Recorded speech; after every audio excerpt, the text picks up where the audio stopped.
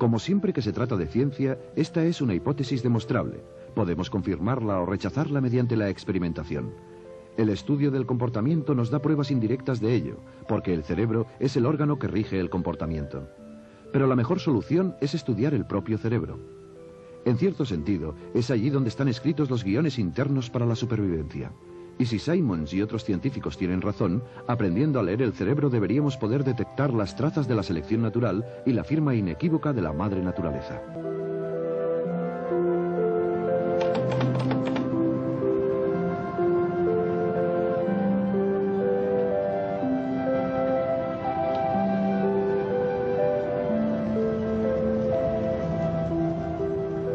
Uno de los lugares donde los científicos buscan las pruebas de la diferencia de sexos es en el cerebro de las ratas. El cerebro congelado primero se corta en secciones tan finas como un tejido y tan delicadas como pétalos de flores. Después, las secciones se colocan en el portaobjetos y se tiñen. Se amplían y se perfilan con una especie de lápiz óptico conectado a un ordenador que compara áreas específicas del cerebro del macho y de la hembra.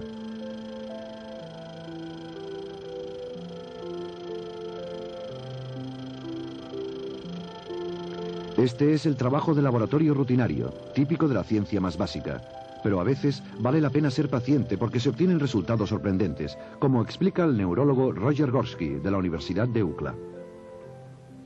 He observado cientos de cerebros de macho y cientos de cerebros de hembra, y nunca vi ninguna diferencia. Pero cuando nos limitamos a poner los dos cerebros uno junto al otro, examinando la misma área, nos dimos cuenta de la gran diferencia sexual entre ambos. Es muy fácil de ver si observamos un grupo específico de neuronas en una parte del cerebro llamada hipotálamo. Esta zona es unas 5 veces mayor en los machos que en las hembras. Estos son dos cerebros de rata genéticamente femeninos.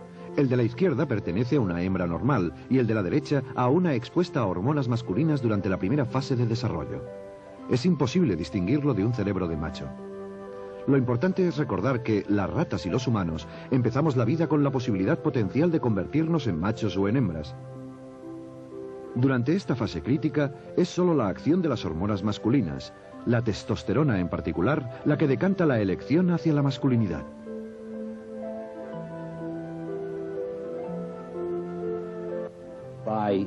Si alteramos el entorno hormonal durante el desarrollo, podemos criar machos que se comporten como hembras normales, aunque espontáneamente nunca mostrarían un comportamiento sexual femenino. Del mismo modo, si inyectamos hormonas masculinas a hembras de rata con una simple inyección durante la primera semana de vida, estas hembras se comportan sexualmente como machos de forma natural. Por lo tanto, es posible alterar el comportamiento sexual genético con una simple manipulación de las hormonas. La rata blanca es genéticamente una hembra y la moteada un macho, y su comportamiento... Estas son dos ratas genéticamente hembras. Una ha sido tratada con hormonas masculinas y se comporta como un macho. Esta es una hembra masculinizada, con un macho castrado y tratado con hormonas femeninas. Los roles se invierten. La conclusión más sorprendente como resultado de nuestro trabajo es que el cerebro de los mamíferos, presumiblemente también el humano, es básicamente femenino en determinados componentes, de modo que la mayoría de rasgos que reconocemos como masculinos han sido claramente impuestos por el entorno hormonal sobre un cerebro esencialmente femenino. En cierto sentido, la historia del Génesis es un retroceso. Para conseguir un Adán son necesarias hormonas masculinizantes. Sin ellas, tenemos a Eva.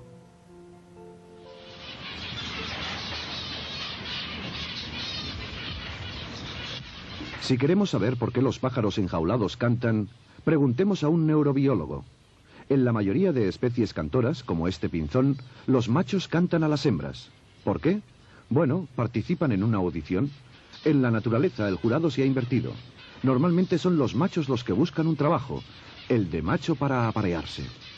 Las hembras eligen, buscan al señor Buenos Genes. Y en aves cantoras, eso equivale a Luciano Pavarotti. Normalmente, cuanto más compleja sea la canción, mayor es la probabilidad de atraer a las hembras y compartir el nido. Por lo tanto, la selección ha dotado a los machos con grandes regiones cerebrales dedicadas a aprender y a interpretar cantos, para que se conviertan en los números unos del hit parade de su especie. Arthur Arnold, de la Universidad de UCLA, nos lo explica. Los experimentos han mostrado que, por ejemplo, si tomamos una hormona masculina y la inyectamos en una hembra al principio de su vida, en un periodo crítico, su cerebro se desarrollará en una dirección masculina y potenciará aquellas regiones cerebrales que, una vez adulta, le permitirán cantar como si fuera un macho.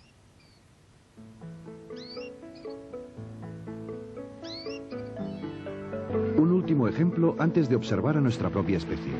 Estos son monos rhesus, en una colonia de Puerto Rico. Hace algunos años, Donald Simons estudió su comportamiento de juego. En casi todos los casos, cuando vemos juegos y peleas tan activos como estos, se trata de machos. Esta es otra filmación de los monos rhesus en el laboratorio del Robert Goy, de la Universidad de Wisconsin. Una vez más, juegan a pelearse. Pero esta vez, los monos no son todos machos.